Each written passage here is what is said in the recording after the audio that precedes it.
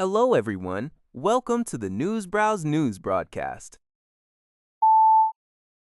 According to NHK, former Japanese lower house speaker Kono Yohei, who also served as the president of the ruling Liberal Democratic Party, LDP, has died at the age of 89. Throughout his prominent political career, Kono was a key figure in Japanese politics. He served in several high-profile positions, including foreign minister, where he was particularly recognized for his diplomatic efforts to improve relations with China and South Korea.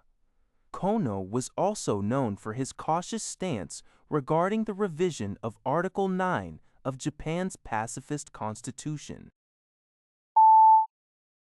According to a report by Lian Xiaobao, the United Nations has released the Third World Ocean Assessment, warning that the global ocean is in a deepening crisis.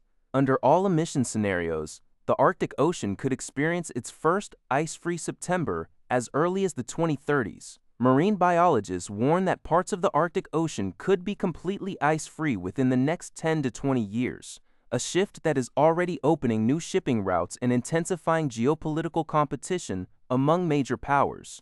The report, compiled by 600 scientists across 86 countries, highlights that oceans are warming and rising at an unprecedented rate, with sea level rise more than doubling from under 2 millimeters annually before 2015 to 4.3 millimeters in 2023. This warming threatens marine life, forcing fish migrations and causing massive coral reef bleaching, which could destroy 90% of reefs if temperatures rise 1.5 degrees Celsius above pre-industrial levels. Observers and organizations like Greenpeace emphasize that these findings must serve as an urgent wake-up call for governments to reduce emissions, expand marine protected areas, and implement systemic changes before ocean health degrades further. According to a report by the Canadian press, Taiwan's military conducted a live-fire exercise on Wednesday, firing rockets toward China from U.S.-supplied high-mobility artillery rocket system, HIMARS, mobile launchers. This marked the first time these highly mobile rockets were launched directly into the waters of the narrow Taiwan Strait, which separates the self-governing island from mainland China. To avoid escalating tensions, the military utilized reduced-range practice rockets that fell safely into the sea. The drill, which also featured howitzers, simulated a response to a hypothetical Chinese invasion. It aimed to test Taiwan's rapid deployment and precision strike capabilities. The HIMARS system is central to Taiwan's military shift toward an asymmetric defense strategy. This approach focuses on using shoot-and-scoot tactics to deter China's numerically superior forces rather than engaging in direct head-to-head combat. While the United States remains Taiwan's primary supplier of defensive weapons, further sales of HIMARS systems appear to be temporarily on hold following recent diplomatic meetings between U.S. President Donald Trump and Chinese leader Xi Jinping.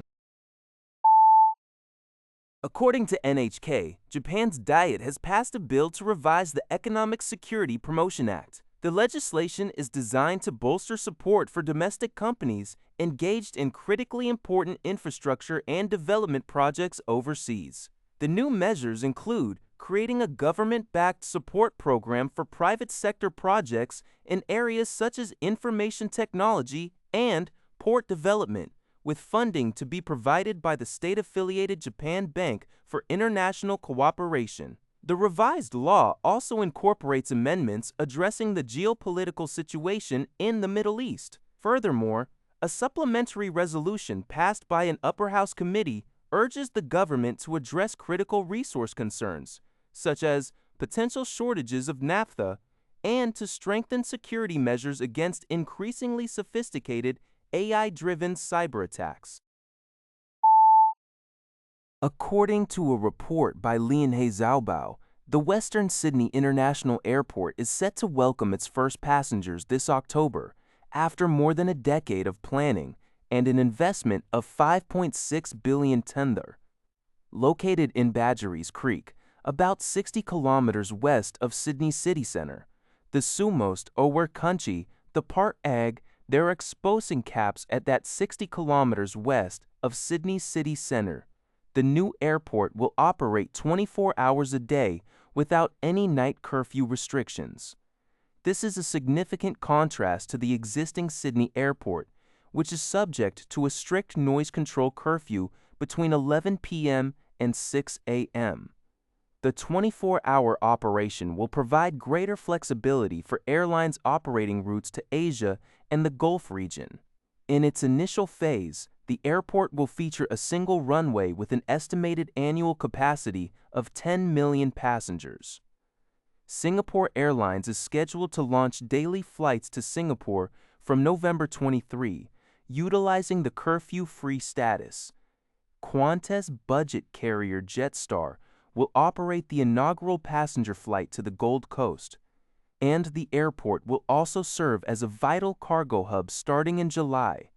This represents Australia's first major greenfield airport project in over 50 years. That's all for this video. Thank you for watching. See you in the next video.